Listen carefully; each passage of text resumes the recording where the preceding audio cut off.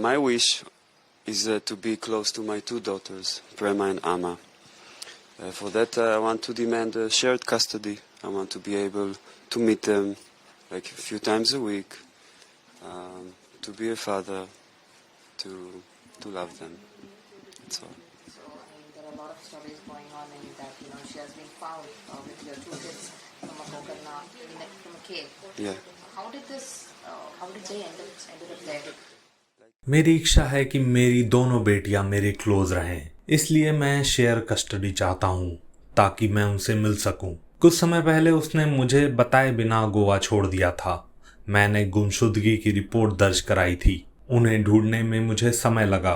फिर वो मुझे गोकर्ण में मिली।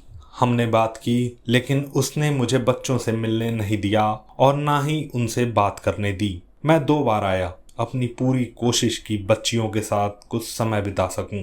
इस बार मैं इजराइल गया तो युद्ध के कारण पहले नहीं आ सका। जैसे ही मुझे बच्चियों के मिलने की खबर मिली, मैंने तुरंत फ्लाइट ली और बेंगलुरु आ गया। वो बच्चों को अपने पास रखना चाहती है। उसने मुझे शुरू में ही कहा था कि यदि वो एक साथ घर में नहीं रह सकते तो उन्हें बच्चों से भी मिलने नहीं दिया जाएगा। मुझे बच्चों की शेयर कस्टडी चाहिए। Is there a reason that she's denying the custody of her kids from you? Like she wants to raise them alone. She doesn't. She said in the beginning that if I don't want to live with them in the same house, I should not be in touch with them at all. So what's the next step now? Have you filed a complaint or? The complaint I filed a while ago when they were missing. Now I want to make shared custody.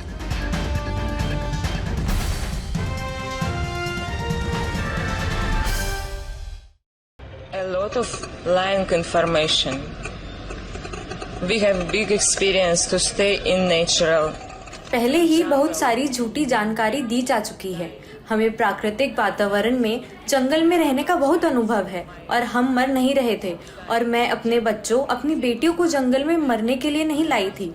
उन्हें बुरा नहीं लगा, वे बहुत खुश थीं। वे झरने में तैरती थी, उनके पास सोने के लिए बहुत अच्छी जगह थी।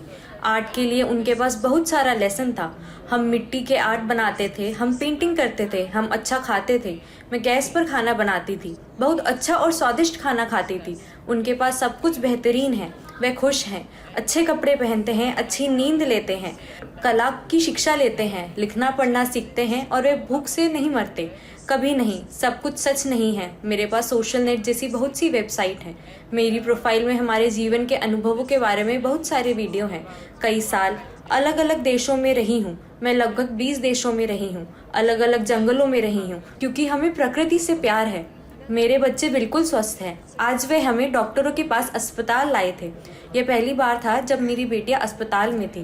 वे पूरी तरह स्वस्थ हैं, उन्हें एक भी दर्द नहीं है और जीवन में एक बार भी वह बीमार नहीं पड़ी। हम जिस गुफा में रह रहे थे वे सुरक्षित है, गांव के पास है, क्योंकि हमें प्राकृतिक जीवन पसंद है। बस यही एक वजह है। और यह गुफा किसी बड़े जंगल में नहीं थी, गांव के बहुत पास।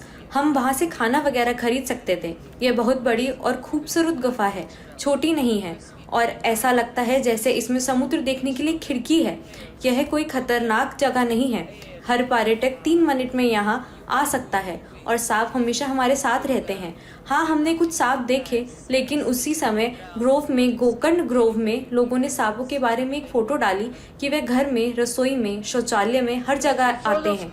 यहाँ वैसा ही है। You understand? Today they bring us to hospital for Dr. Lucas.